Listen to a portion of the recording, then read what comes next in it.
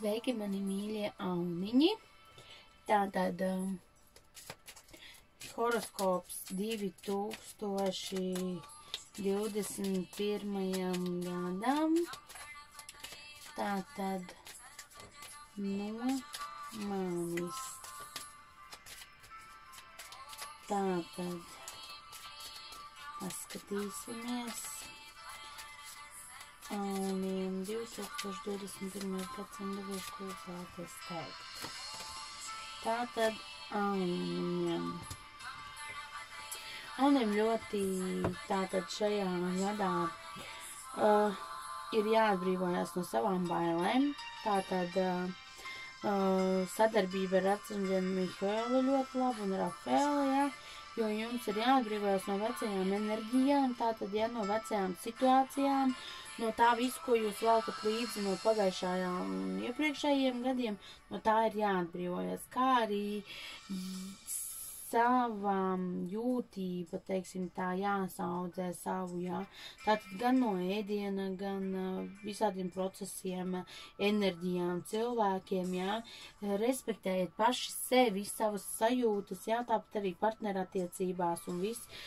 Respektējiet sevi, savas vēlmes, savas sajūtas, ja jūs jūtaties slikti, tad skatieties, kas ir jāatrisina.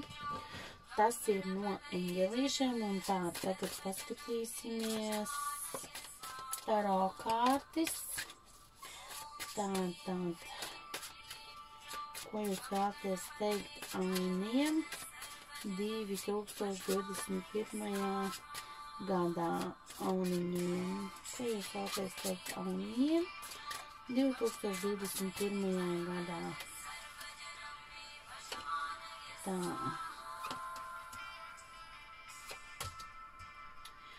Tātad, auniem šajā gadā ir jāpadomā par savām finansēm, jāpadomā par to, kur jūs viņas tērējat, kā jūs viņas tērēt, jo jūs finansēs ļoti svārstīsieties. Te būs nauda, te nav naudas, te ir vairāk naudas, te ir mazāk. Jāatgūst ir līdzsvars finansēs, tātad ļoti daudz domāsiet par finansēm, un finanšu jomā ir jāatgūst līdzsvars, un jāsaprot, kur tērēt, un varbūt ir lietas, kur tomēr nevajadzētu tērēt lielākas naudas summas, ieguldot tās kaut kur citur. Vispār ļoti aktīvs, bagāts ar izbraucieniem, arī kaut kādas pārvākšanās ļoti aktuāls, varētu būt tādas ļoti daudz ugunīgas enerģijas, jo jūs jau paši esat ļoti ugunīgi. Ugunīgs, tātad aktivitātes ļoti daudz, būsiet aktīvi, nebūsiet pasīvi, būsiet darbīgi, daudz darba, ja. Nākamais ir vērša gads, vērsts mīl darbīgos cilvēkus, tā kā ļoti daudz darbosieties. Vēl arī iet runa par savu iekšējo iekšējo stāvokli, tātad līdzsvars arī šajā. Jums ļoti svarīgi būs atgūt līdzsvaru nākamajā gadā, jo jūs jutīsieties, pie šī gada tā kā mazliet izsisti ļoti daudz, tā kā no slēdēm jāatgūst līdzsvars, jā, jāsakopo tātad savu spēku, gan, lai atgūtu finansēs, līdzsvaru gan paši sevi iekšā, savā iekšējā būtībā, iekšējā bērnām, bet vispār gan, tā ļoti daudz pozitīvu lietu, un arī tiem cilvēkiem, kas plāno tātad bērniņu, jā, ļoti liels potenciāls ir tātad palikt stāvoklī.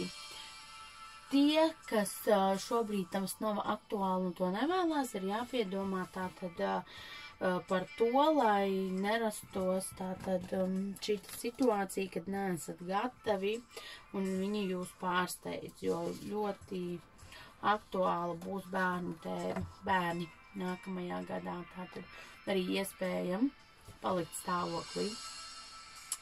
Tā, auniņi, tas īsumā no manis ir viss par 2021. gadu. Paldies jums un tiekamies nākamajā gadā.